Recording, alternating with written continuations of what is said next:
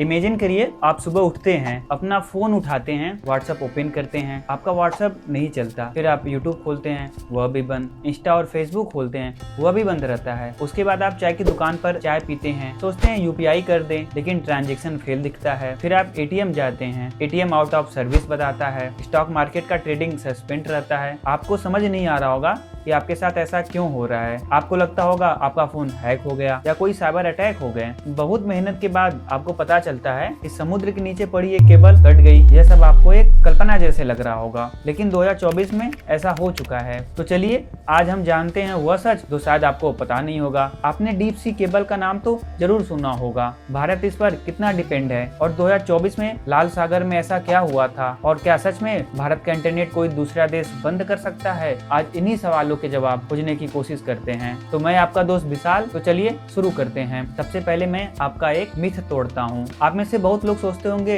Internet satellite से आता है। हाँ, काफी हद तक यह तो सही है, लेकिन पूरी तरह नहीं। दुनिया का 97% इंटरनेट समुद्र के अंदर बिछी फाइबर ऑप्टिकल केबल के जरिए आता है। हाँ, कुछ हद तक सैटेलाइट से भी आता है, लेकिन बहुत कम, क्योंकि उसका खर्च बहुत ज्यादा है। आज दुनिया भर में 570 से ज्यादा सबमरीन केबल है और उनकी टोटल लेंथ 14 लाख किलोमीटर है, यानी पृथ्वी को 35 बार बांधने जितनी केबल। और उन्हीं केबल से दुनिया के 110 ट्रिलियन डॉलर फाइनेंस ट्रांजैक्शन चलते हैं। अब आप सोच रहे होंगे इतना इंपॉर्टेंट काम करने वाला केबल कैसा होगा? उससे भी पतली, मतलब आपके बाल जितनी पतली एक केबल। और इन केबल का डायमीटर लगभग 25 mm का होता है और इन्हीं केबल से हमारा डाटा लाइट की स्पीड से ट्रांसफर होता है। अब आते हैं भारत पर। आज भारत में लगभग 95 करोड़ के आसपास इंटरनेट यूजर हैं। 2024 में भारत के सर्विस एक्सपोर्ट 28 लाख करोड़ रुपए से ज्यादा थी और यह सब इन्हीं केबल से चलता है। तो अब सवाल यह है कितने केबल हैं हमारे पास? जून 2025 के डाटा के अनुसार हमारे पास 17 इंटरनेशनल सबमरीन केबल और 16 केबल लैंडिंग स्टेशन है। और यह सारे केबल लैंडिंग स्टेशन कुछ ही शहरों में हैं, मुंबई, चेन्नई, कोच्चि। लेकिन हमारे लिए सबसे बड़ी प्रॉब्लम इन 17 में से 11 केबलों की इकोनॉमिकल लाइफ खत्म होने वाली है। ट्राई के चेयरमैन ने खुद 2025 में कहा इंडिया के पास दुनिया के टोटल केबल का सिर्फ 1% है और अभी भी हमको लगभग 10 गुना स्टेशन की जरूरत है। यानी किसी देश ने एक भी सिंगल अटैक किया तो हमारे इंटरनेट का बड़ा हिस्सा तबाह हो जाएगा। अब फरवरी 2024 की एक घटना को देखते हैं, जब यमन के हुती रिबेलों ने एक ब्रिटिश कार्गो शिप पर मिसाइल से अटैक किया, जिसकी वजह से एक शिप की हालत पूरी तरह खराब हो जाती है। पूरे क्रू को किसी और शिप से सुरक्षित निकाला जाता है। शिप के एंकर की वजह से हमारे मेजर सबमरीन केबल डैमेज होते हैं और कुछ दिनों बाद ही 2 और केबल डैमेज हो जाते हैं, जिसकी वजह से हमारे टोटल 5 केबल डैमेज हो जाते हैं। और यह सब केबल डायरेक्ट इंडिया को कनेक्ट करती थी, जिसकी वजह से एशिया, यूरोप, मिडिल ईस्ट के बीच 25% इंटरनेट ट्रैफिक बाधित हुई और इंडिया में भी स्पीड स्लो हुई और लेटेंसी बढ़ी। इंडिया और गल्फ कंट्री को सबसे ज्यादा नुकसान हुआ और इसको रिपेयर करने में 2 महीनों से ज्यादा समय लगा, क्योंकि हुती रेबेलों ने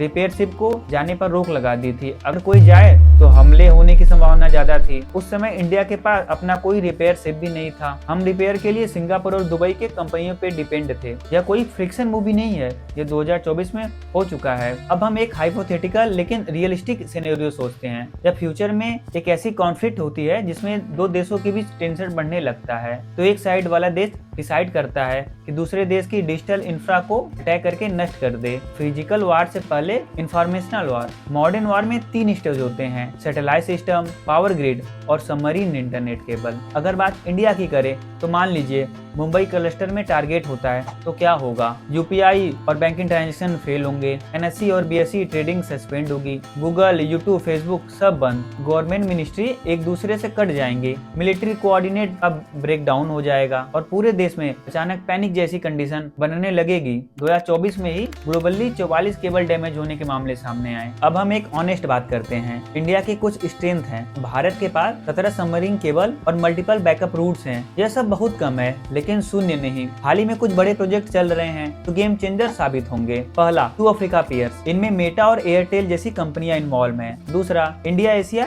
एक्सप्रेस, जिसमें जियो जैसी कंपनी है जो मिडिल ईस्ट को सीधे भारत से जोड़ेगी। और तीसरा, इंडिया यूरोप एक्सप्रेस, यह इंडिया को यूरोप से जोड़ेगी। इन तीनों प्रोजेक्ट से भारत की इंटरनेट कैपेसिटी 4 गुना बढ़ जाएगी। 21वीं सदी में सबसे बड़ी सुपर पावर कंट्री वह नहीं होगी जिसके पास सबसे बड़ी आर्मी हो, बल्कि वह होगी जिनके पास इंफॉर्मेशन इंफ्रास्ट्रक्चर को कंट्रोल करने की क्षमता होगी। भारत बदल रहा है, लेकिन अभी भी बहुत काम बाकी है। इसलिए अगली बार जब भी आप अपना यूट्यूब खोलें तो याद रखिए, आपका इंटरनेट कहाँ से आ रहा है। अगर आपको ये वीडियो पसंद आया तो अपने दोस्तों के साथ शेयर जरूर करिए और ऐसे ही ढेर सारी जानकारी के लिए हमारे चैनल को सब्सक्राइब करिए। मिलता हूँ नेक्स्ट वीडियो में, तब तक के लिए धन्यवाद।